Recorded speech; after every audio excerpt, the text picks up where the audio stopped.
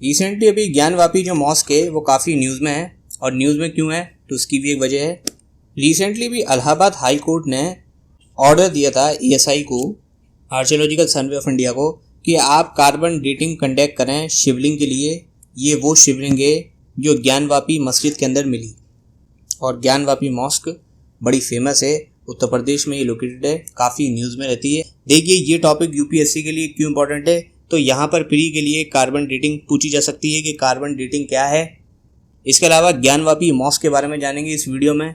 इसके अलावा ASI के बारे में जानेंगे, और उसके बाद यहाँ पे प्लेस ऑफ वर्शिप एक्ट के बारे में जानेंगे कि क्या कहता है प्लेस ऑफ वर्शिप एक्ट 1991। देखिए मेंस में यहाँ के लिए क्या इंपॉर्टेंट है, तो यहाँ पे कार्बन डेटिंग के बारे में ही हमें पता होना चाहिए कि कार्बन डेटिंग क्या है, कैसे ये एज को कैलकुलेट करती है। इसके अलावा लिविंग थिंग्स के लिए और नॉन लिविंग थिंग्स चीज़ों के लिए कैसे एज कैलकुलेशन मेथड्स हैं, उनके बारे में भी हम यहाँ पे डिटेल में स्टडी करेंगे। और CRN क्या है तो ये भी हम इस वीडियो में जानेंगे। तो आइए बिना किसी देरी के वीडियो को स्टार्ट करते हैं। तो जैसा कि आप जानते हैं कि इलाहाबाद हाई कोर्ट ने ASI को ऑर्डर दिया कि आप कार्बन डेटिंग निकालिए, यानी कि एज पता करिए उस शिवलिंग की जो शिवलिंग ज्ञानवापी मॉस्क के अंदर है। क्योंकि यहाँ पर जो याचिकर्ता हैं वो ये क्लेम करते हैं कि जो भी ऑब्जेक्ट है, जो वस्तु है ज्ञानवापी मॉस्क के अंदर, वो शिवलिंग है। और दूसरे हाथ पर जो मुस्लिम साइड है वहाँ से ये क्लेम आता है कि ये डिस्प्यूटेड है, जो शिवलिंग है वो शिवलिंग नहीं है, वो एक्चुअल में जो ऑब्जेक्ट है मॉस्क के अंदर वो एक पार्ट है फाउंटेन का। यानी कि यहाँ पे जो पिटिशनर्स हैं, जो हिंदू पिटिशनर्स हैं, वो कह रहे हैं कि जो ज्ञानवापी मॉस्क है वहाँ पे एक ऑब्जेक्ट है और वो ऑब्जेक्ट यहाँ पे शिवलिंग है। लेकिन जो मुस्लिम साइड के जो लोग हैं जो रिप्रेजेंट कर रहे हैं वहाँ पे इस केस को, वो कह रहे हैं कि ये जो ऑब्जेक्ट है वो एक हिस्सा है फाउंटेन का, एक फुहारा है उस मस्जिद में।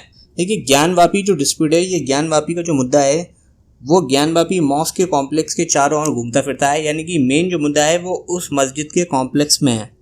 देखिए पहले की जो मस्जिद बनवाई जाती थी, हालांकि अभी भी हैं, उसमें बहुत बड़े बड़े कॉम्प्लेक्स होते थे, उनको कोर्टयार्ड के रूप में देखा जाता था। जैसा कि आप यहाँ पे देख सकते हैं कि ये मस्जिद है और इसका एक कॉम्प्लेक्स है पूरा, आप यहाँ पर भी देख सकते हैं कि ये पूरा कॉम्प्लेक्स है। तो ये जो विवाद यहाँ पे चल रहा है वो मस्जिद के कॉम्प्लेक्स को लेकर चल रहा है।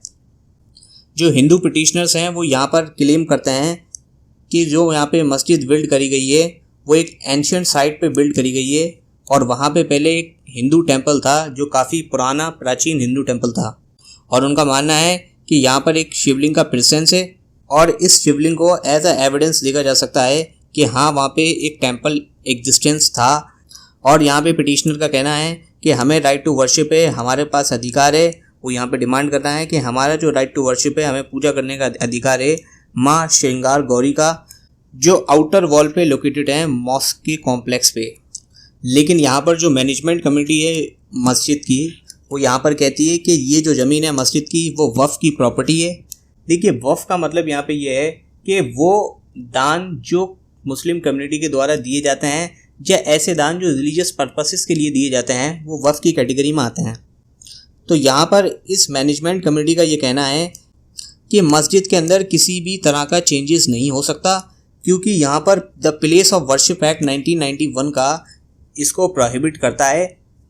यानी कि इंडिया के अंदर एक कानून है the place of worship act 1991, जो कहता है कि अगर कोई मॉस्क है या कोई टेम्पल है या कोई भी प्लेस है पूजा का, चाहे वो मंदिर हो, मस्जिद हो, गुरुद्वारा हो, उसमें किसी तरह का चेंज नहीं हो सकता। उस चेंजेस को यहाँ पे प्रोहिबिट करता है, ऐसा यहाँ पे आर्गूमेंट दिया जाता है the management committee of the mosque के द्वारा। हालांकि ये जो एक्ट है उसके कुछ एक्सेप्शन भी हैं। तो ज्ञानवापी मॉस्क को 1669 के अंदर बिल्ड करा गया था, बनवाया गया था during the reign of Mughal empire Aurangzeb, और ऐसा माना जाता है कि इसको जो कंस्ट्रक्ट करा था और जब इसे बनवाया गया था तो यहाँ पे एक एग्जिस्टिंग विश्वेश्वर टेम्पल था, उसको यहाँ पे डिमोलिश करा गया था, और उसके बाद इस मॉस्क का कंस्ट्रक्शन करा गया था इन 1669 में। और जो चबूतरा है इस टेम्पल का वो अभी भी बरकरार है, और उसको मॉस्क के कोर्टयार्ड के रूप में सर्व करा जाता है। और मस्जिद की एक वॉल है जिसको किबले के रूप में यहाँ पे प्रिजर्व करा गया है। और इस मस्जिद के पास ही काशी विश्वनाथ टेम्पल है, जैसा कि आप देख सकते हैं। यह है ज्ञानवापी मॉस्क और यह है काशी विश्वनाथ टेम्पल। काशी विश्वनाथ टेम्पल को रानी अहल्याबाई होलकर ने बनवाया गया था 18वीं सेंचुरी के अंदर। ये मंदिर डेडिकेटेड है लॉर्ड शिवा को और ये एडजेसेंट है मॉस्क के पास, यानी कि मस्जिद के पास ही ये लोकेटेड है। देखिए होलकर्स जो हैं वो एक डायनेस्टी थी, वो एक वंश था जो मराठा कन्फेडरेसी के अंदर आता था। कन्फेडरेसी का मतलब यहाँ पे होता है अलायंस, और मराठा कन्फेडरेसी के अंदर सिंधिया थे, होलकर्स थे, भोसले थे और गायकवाड़ थे। होलकर्स जो हैं वो सेनापति थे पेशवा बाजीराव फर्स्ट के टाइम पे, और बाद में ये इंदौर के महाराजा बन गए। ये हैं रानी अहल्याबाई जो हिंदू टेम्पल्स बनवाने के लिए काफ़ी रिनाउंड हैं, काफ़ी मशहूर हैं। हंड्रेड्स ऑफ टेम्पल इनके टाइम में बनवाए गए। और ज्ञानवापी जो मस्जिद है उसका नाम ड्राइव करा जाता है एक कुएं से। ये कुआं उस मस्जिद के पास ही लोकेटेड है। इस कुएं का नाम है ज्ञान वापी। ज्ञान का मतलब नॉलेज और वापी का मतलब वेल, यानी कि वेल ऑफ नॉलेज। ये यहाँ पर मतलब है ज्ञानवापी मॉस्क का। और जो केस है ज्ञानवापी मॉस्क का ये 1991 से चल रहा है, और 18 अगस्त 2021 को वाराणसी के कोर्ट ने पिटीशन फाइल करी गई 5 वुमेन्स के द्वारा, और इन वुमेन से यहाँ पे डिमांड करी कि भाई हमें वर्शिप करनी है मदर श्रृंगार गौरी की। और इस केस के अंदर ही यहाँ पर जो वाराणसी कोर्ट है उसने एक आयोग का गठन करा। ये आयोग का यहाँ पे काम था कि स्टेटस चेक करना कि प्रेजेंट स्टेटस क्या है माँ श्रृंगार गौरी टेम्पल का। और यहाँ पे कोर्ट ने ऑर्डर दिया कि वीडियोग्राफी करी जाए जो भी मूर्ति रखी हुई है माँ गौरी की मस्जिद के कॉम्प्लेक्स में। लेकिन इस ऑर्डर पे जो वाराणसी हाईकोर्ट का था इससे हंगामा हुआ, और यहाँ पे जो मुस्लिम साइड है उससे यहाँ पे काफ़ी सारे क्वेश्चन रेस करे गए कमीशन पे, जो कमीशन यहाँ पे बनवाई गई थी कोर्ट के द्वारा। और ऐसा यहाँ पे आर्गूमेंट दिए गए थे कि यहाँ पे इम्पार्शियलिटी दिखाई गई है आयोग के गठन के अंदर। और यहाँ पर जो वीडियोग्राफी सर्वे कराया गया था 20 मिनट का, उस पर काफ़ी ज़्यादा कंट्रोवर्सी छिड़ गई। और यहाँ पे जो मुस्लिम साइड्स है उसके द्वारा यहाँ पे आर्ग्यू करा गया कि कोई भी डिसीजन यहाँ पे नहीं लिया जा सकता डिस्प्यूटेड साइट पे under the religious place act of 1991। तो ये यहाँ पे ज्ञानवापी मॉस्क के बारे में कुछ इन्फॉर्मेशन थी। अब चलते हैं कि कार्बन डेटिंग क्या है, और जिसके बारे में भी इलाहाबाद हाई कोर्ट ने डायरेक्शन दिए हैं, और सुप्रीम कोर्ट यहाँ पे एक प्ली हियर करने वाला है 19 मई को। तो इसीलिए कार्बन डेटिंग काफ़ी न्यूज़ में है। देखिए कार्बन डेटिंग की मदद से हम किसी भी ऑर्गेनिक मटेरियल की एज का पता लगा सकते हैं। ये वाइडली यूज मेथड है, बड़े पैमाने पर इस मेथड का यूज़ करा जाता है, क्योंकि जितने भी लिविंग थिंग्स होते हैं जिनमें जान होती है उनके अंदर कार्बन होता है, और ये कार्बन कई रूप के अंदर पाया जाता है लिविंग थिंग्स में। और इस कार्बन के बेस पर ही हम यहाँ पे डेट पता लगाते हैं कि कोई ऑब्जेक्ट है या कोई ऑर्गेनिक मटेरियल है, उसकी एज क्या है या वो कितना पुराना है। देखिए जो ऑर्गेनिक मटेरियल होता है उसमें कार्बन कंपाउंड्स होते हैं। कंपाउंड्स काफ़ी सारे फॉर्म से मिलकर बनता है, और इसके अंदर लीफ भी हो सकती है, स्टेम्स भी हो सकते हैं, यानी कि प्लांट्स का कोई भी हिस्सा हो सकता है, एनिमल के कुछ भी रिमेन्स हो सकते हैं जो भी जानवर हैं, अर्थवॉर्म्स हो सकते हैं, माइक्रोब्स हो सकते हैं, जो भी माइक्रो ऑर्गेनिजम्स हैं, ये सारी चीज़ें ऑर्गेनिक मटेरियल के अंदर आती हैं। नेचुरली 3 आइसोटोप्स पाए जाते हैं कार्बन के। इन 3 आइसोटोप्स में है कार्बन 12, कार्बन 13, कार्बन 14। इन तीनों में बेसिकली क्या डिफरेंस होता है, तो प्रोटॉन और न्यूट्रॉन यहाँ पे सेम होते हैं सभी आइसोटोप्स में, लेकिन न्यूट्रॉन जो है उसमें यहाँ पे डिफरेंसेस होता है। कार्बन 12 के अंदर 6 न्यूट्रॉन होते हैं, कार्बन 13 के अंदर 7 न्यूट्रॉन होते हैं, और कार्बन 14 के अंदर 8 न्यूट्रॉन्स होते हैं।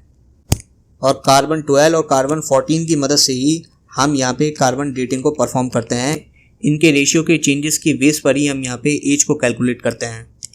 और C14 जो है वो एक आइसोटोप से कार्बन का, आइसोटोप्स का मतलब यहाँ पर होता है कि कार्बन की फैमिली का मेंबर है C14, जिसका एटॉमिक मास 14 है, इसीलिए इसे C14 कहा जाता है।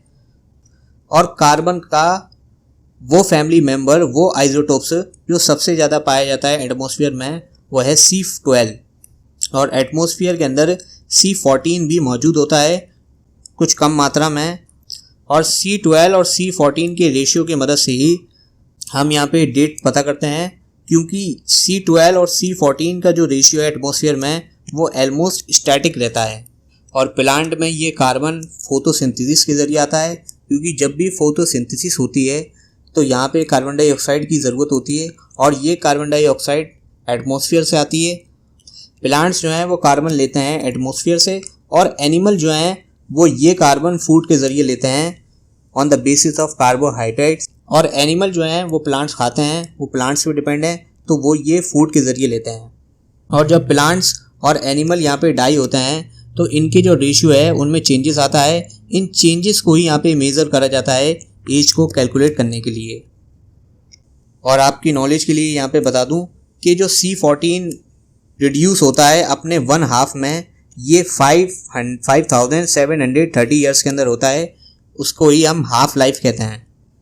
पे बात उठती है कि जो नॉन लिविंग थिंग्स हैं उनकी एज का कैलकुलेशन कैसे होता है या कैसे उनकी एज को डिटरमाइन करा जाता है। तो कार्बन डेटिंग जो है वो सभी सर्कमस्टेंसेस के अंदर, सभी परिस्थितियों के अंदर अप्लाई नहीं हो सकती, specially in the context of non living things like S rocks. अगर किसी चट्टान की एज निकालनी है फॉर एग्जांपल के लिए, तो यहाँ पर जो इनएनिमेट थिंग्स हैं यानी कि जो नॉन लिविंग थिंग्स हैं उनकी एज को यहाँ पे डिटरमाइन जो करा जाता है, इसके लिए यहाँ पे जो रेडियो एक्टिव एलिमेंट्स है उसके डिके के बेस पर यहाँ पे एज निकाली जाती है कि वो कितना गलाव आया है उनके अंदर या वो कितने डिके हुए हैं। और इस मेथड को यहाँ पे कहा जाता है the radiometric dating methods. The radiometrics methods के अंदर पोटेशियम आर्गन एक मेथड होता है और यूरेनियम और थ्रोनियम लेड एक मेथड होता है। हम रॉक्स नॉन लिविंग थिंग्स का एज का कैलकुलेशन कर रहे हैं, तो जो रॉक्स है वो नॉन लिविंग थिंग्स है और रॉक्स के अंदर पाया जाता है पोटेशियम और यूरेनियम भी पाया जाता है और सॉइल के अंदर भी पोटेशियम मौजूद होता है। और जो रॉक्स होती हैं वो ब्रेक डाउन होती हैं और उनके ब्रेकिंग से ही सॉइल का फॉर्मेशन होता है। तो इन नॉन लिविंग थिंग्स में हम यहाँ पे पोटेशियम आर्गन मेथड्स और यूरेनियम और थ्रोनियम लेड का जो मेथड्स है उसके बेस पर ही हम यहाँ पे एज का डिटर्मिनेशन करते हैं नॉन लिविंग थिंग्स के लिए।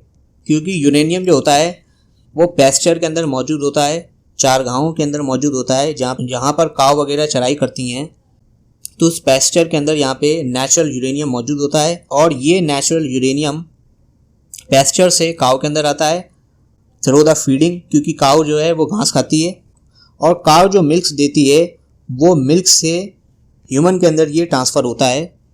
हर 1 लीटर मिल्क के अंदर 0.014% जो यूरेनियम है वो मौजूद होता है। और यूरेनियम एक naturally occurring radio active elements है। रेडियो एक्टिव का मतलब है कि ये इमिट करता है रेडिएशन और जब पोटेशियम के आइसोटोप्स में डिके होता है और ये एलिमेंट डिके होके आर्गन के अंदर तब्दील होता है और यहाँ पे इनके रेशियोज में डिफरेंसेस आते हैं, ये क्लू देते हैं कि क्या एज है इस रॉक की। और इसी तरह जो यूरेनियम और थ्रोनियम है उसके आइसोटोप्स का भी डिके होता है और वो स्टेबल लेड आइटम्स में कन्वर्ट हो जाते हैं। और यहाँ पर डिके होने के बाद इनके रेशियोज में जो भी डिफरेंसेस आते हैं, इनके डिफरेंसेस को ही मेज़र करा जाता है एज का एस्टिमेशन निकालने के लिए। और कुछ ऐसे मेथड्स भी हैं जिनके ज़रिए हम डिटरमाइन कर सकते हैं कि एक ऑब्जेक्ट कितना पुराना है। ये हम पता जो लगाते हैं वो यहाँ पे सनलाइट के एक्सपोजर से पता लगाते हैं कि वो ऑब्जेक्ट कितना एक्सपोज हुआ है सनलाइट से। इस तरह के मेथड्स को हम बोलते हैं CRN, जिसको कॉस्मोजेनिक न्यूक्लाइड्स डेटिंग कहते हैं। और इसका इस्तेमाल आइस कोर की एज को पता लगाने में करा जाता है। Ice core basically polar region में काफ़ी देखी जाती हैं, नॉर्थ पोल और साउथ पोल में। आइस कोर का मतलब यहाँ पे एक ऐसी आइस जो सिलेंडर शेप के अंदर है, जैसा कि आप देख सकते हैं। देखिए, ज्ञानवापी शिवलिंग की जो एज डिटर्मिनेशन है उसको निकालना इतना फीजिबल नहीं है। अब फीजिबल क्यों नहीं है तो वो जानते हैं। तो जो कार्बन डेटिंग जो मेथड है, जो काफ़ी ट्रेडिशनल मेथड है, इसके लिए कुछ ऑर्गेनिक मटेरियल हमें निकालना पड़ेगा, यानी कि C12 और C14 को यहाँ पे देखना पड़ेगा। ये जो ऑर्गेनिक मैटर है तो ये स्ट्रक्चर के नीचे होते हैं, जो भी स्ट्रक्चर वहाँ मौजूद है मॉस के कॉम्प्लेक्स में। तो यहाँ पर इस ऑर्गेनिक मटेरियल को निकालने के लिए या एनालाइज करने के लिए कुछ डिसरप्शन यहाँ पे होगा, जो भी स्ट्रक्चर है उसका, या उसको अपरूट करा जाएगा उस स्ट्रक्चर को। और सुप्रीम कोर्ट का एक ऑर्डर है जिसके बेस पर कहा जाता है कि जो स्ट्रक्चर है किसी मॉस का, टेम्पल का, उसको अपरूट नहीं करा जा सकता और डिसरप्ट नहीं करा जा सकता। तो इसीलिए यहाँ पे कहा जाता है कि जो कार्बन डेटिंग का जो ऑर्डर दिया गया है इलाहाबाद हाई कोर्ट ने, ये फीजिबल नहीं है। और इसीलिए अभी सुप्रीम कोर्ट में भी जो पिटीशन दायर करी गई है इसको चैलेंज करा गया है। तो ये यहाँ पर पूरा कंप्लीट इन्फॉर्मेशन थी कार्बन डेटिंग के बारे में। इसके बैकग्राउंड में मैंने ज्ञानवापी मॉस के बारे में भी डिस्कस करा है। अब एक प्रीवियस ईयर क्वेश्चन देखते हैं। Madhya Pradesh civil service exam prelim paper first 2020 को एक क्वेश्चन पूछा था, आइए वो देखते हैं। क्वेश्चन था कंसीडर द फॉलोइंग स्टेटमेंट्स। कि स्टेटमेंट था यहाँ पे कि जो रेशियो है 14C और 14:12 का, उसके चेंजेस कंटिन्यूस होते हैं डेड बॉडीज़ में और प्लांट्स में। यानी कि प्लांट्स का जो कार्बन आइसोटोप्स का जो रेशियो होता है 14 और 12, उसमें चेंजेस आते हैं कंटिन्यूसली, पहला स्टेटमेंट। दूसरा कि जो कार्बन 14 जो आइसोटोप से, जो एक रेडियो एक्टिव आइसोटोप से, यानी कि ये रेडिएशन इमिट करता है, इसका इस्तेमाल कार्बन डेटिंग टेक्निक्स के लिए करा जाता है। तो आइए अब स्टेटमेंट देखते हैं। देखिए यहाँ पर हम एलिमिनेशन टेक्निक्स इस्तेमाल कर सकते हैं। अगर हमें थोड़ा इन्फॉर्मेशन की लैक है या लैक ऑफ इन्फॉर्मेशन है, तो हमें यहाँ पर ये पता है कि जो बी वाला स्टेटमेंट है, कार्बन 14 का इस्तेमाल कार्बन डेटिंग टेक्निक्स में होता है, ये एक रेडियो एक्टिव एलिमेंट्स है और आइसोटोप्स भी है, तो बी वाला स्टेटमेंट तो सही है। लेकिन थर्ड वाला यहाँ पे ऑप्शन कह रहा है कि A is true B is false, तो ये तो खत्म हो गया, यहाँ पे एलिमिनेट हो गया। ऐसे ही सेकंड वाला स्टेटमेंट कह रहा है कि बोथ ए और बी आर नॉट ट्रू, यानी कि ए भी ट्रू नहीं है और बी भी ट्रू नहीं है, तो हमें पता है, श्योर है हम कि बी तो सही है, तो ये वाला स्टेटमेंट भी गलत हो गया। और फोर्थ वाला यहाँ पे कह रहा है कि ए और बी रिलेटेड नहीं है एक दूसरे से। तो देखिए हमने पीछे पढ़ा है कि कार्बन 14 और कार्बन 12 के रेशियो के चेंजेस की वजह से ही उनके बेस पर भी यहाँ पे एनालाइज करा जाता है डेट को, और ये चेंजेस उनमें कंटिन्यूस आते हैं। तो जो फर्स्ट और बी वाला जो स्टेटमेंट है वो एक दूसरे से रिलेटेड है डायरेक्टली, तो यहाँ पे जो फोर्थ वाला स्टेटमेंट है वो भी गलत हो जाता है, बचा ए। तो यही यहाँ पे सही आंसर।